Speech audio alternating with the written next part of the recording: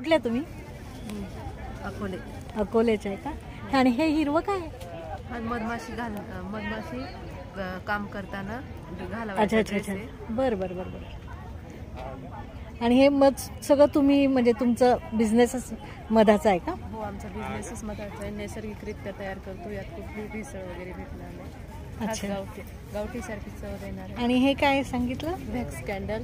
हां हां. हे हिरडा खोकल्यासाठी उपयुक्त आहे. बरं मधाबरोबर खाला तर खोकला. आणि हे पिंपामध्ये काय? हे काय? हे एक ते दूर यंत्र आहे. मधमाशा चावू नये म्हणून दूर तयार करतात. बरं बरं बरं. कशाचं दूर करता तुम्ही? आपल्या कशाची पण लाकडं घेऊन बरं. आणि हे मध यंत्र आहे. यात पोळी टाकून फिरवलं तर मध तयार होतं. अच्छा अच्छा अच्छा अच्छा. आणि यातनं बाहेर येतं मग बरं. कचरा वगैरे निघून जातो. आणि मग ते वॅक्सचं हे का? हो, मेणापासून. अच्छा, म्हणजे जे मध पोळ्याचं वॅक्स आहे त्याचं आहे का हे? हो. अच्छा अच्छा अच्छा. बरं बरं बरं बरं. गरम करून त्यापासून हे. बरं बरं बरं. छान छान. ह्याच्यात रंग वर घातला तर मग अजून चांगलं. अजून छान वाटेल. हा हा हा. नाही छान आहे. ह्याला पण मुंग्या लागतात की काय? आज मध्ये नसला. नाही नाही, असू दे काय नाही. असू दे असू दे. चांगलं आहे. तुमचं नाव काय बोलल्या? मनीषा राजू कानवडे. बरं बरं. राजू कानवडे. माझा मधाचा प्रोजेक्ट आहे. तुझी कुठली आहे तू? मी अकोले तालुका अंबडगाव. यातून मी मधाचा प्रोजेक्ट तयार केला आहे. हे नॅचरली मध आहे. यात कुठलीही भेसळ नाही आहे. नैसर्गिकरित्या काढलेलं आहे. आमच्याकडे मधमाशीचे पेटी उपलब्ध आहेत. त्यामार्फत आम्ही मध तयार करतो आणि गिरायकापर्यंत पोहोचवली जाते ती. म्हणजे खरं खरं मध? हो. मधामार्फत आम्ही. नाही, आधी हे सगळं सांग. हे आहे मधमाशीची पेटी. आम्ही यातनं पोळ्या काढून यात टाकतो. आणि त्यातल्या माशा काय होतात सांग?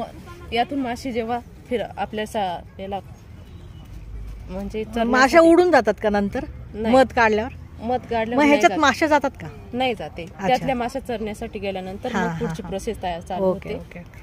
आणि कुठल्या झाडाचं मध आहे ते?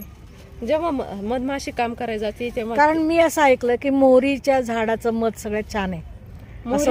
मॅडम आपल्याकडे उपलब्ध आहे. ज्या झाडावर मधमाशी काम करते त्याचं मध तयार होतं ते. मोहरीचं झाडाचं मध फक्त घट्ट असतं, लिक्विड मध्ये भेटत नाही ते. त्याच्यामुळे ते घट्ट प्रमाणात असतं. हे आहे धूर यंत्र मॅडम. जेव्हा मधमाशीचं काम करतो तेव्हा त्यांना धूर दिला जातो, म्हणजे मधमाशी आपल्याला चावली जात नाहीये. आणि हे आहे मध यंत्र. यात पोळे टाकले, मशीन चालू केलं, मध खाली तयार होतं लिक्विड मार्फत. हो. मग ते गोळा करायचं आपण. हे आहे मेन मॅडम. हे आहे मेन. कसं काय असं गोल झालं मॅडम? यातले आपण जेव्हा एमटी पोळे काढतो त्यातला कचरा वगैरे त्यामार्फत मेन तयार केली जाते. मेना मार्फत आपण कॅन्डल बनवले, व्हॅक्स बनवली,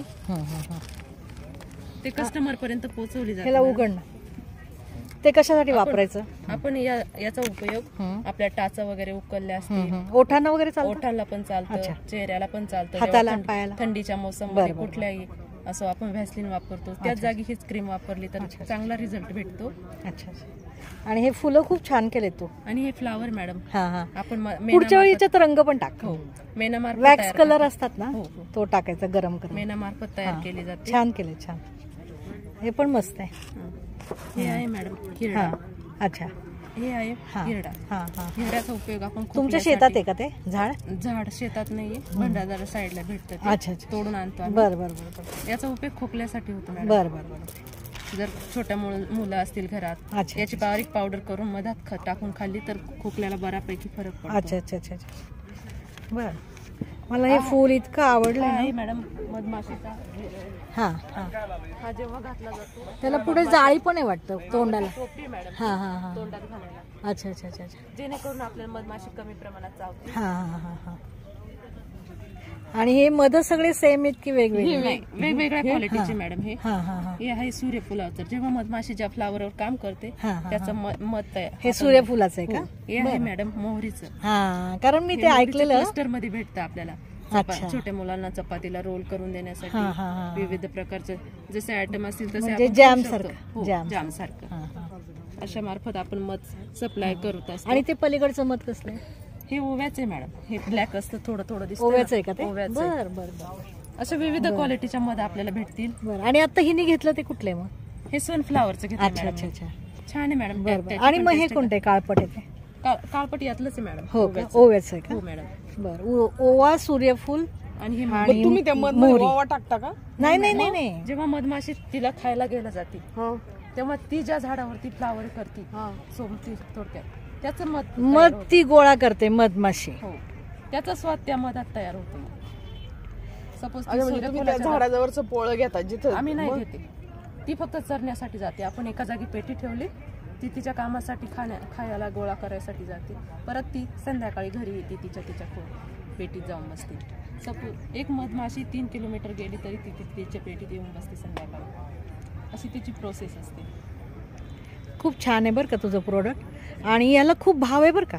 हो ना, हे ना याला खूप भाव आहे, तर ते एकदा चेक करा तुम्ही. म्हणजे बाहेर आहे ना, बाहेर खूप भाव आहे, तर त्याला एकदा चेक करा. तुझं प्रोडक्ट खूप छान आहे, तर कर, आम्ही तुझ्याकडून घेऊ. हो चालेल. बोल आता. ही आहे मॅडम व्हॅसलीन, आपण या मेणापासून बनवलेली. यात आपण गवती चहाचं तेल, मेण यांच्या प्रोसेसने बनवलेलं आहे. याचा स्मेल बी खूप छान येतो. हो ना, खूपच छान आला मला वास. आणि लावल्यानंतर त्याचा कुठलाही साईड इफेक्ट होत नाही आपल्या चेहऱ्याला कुठे.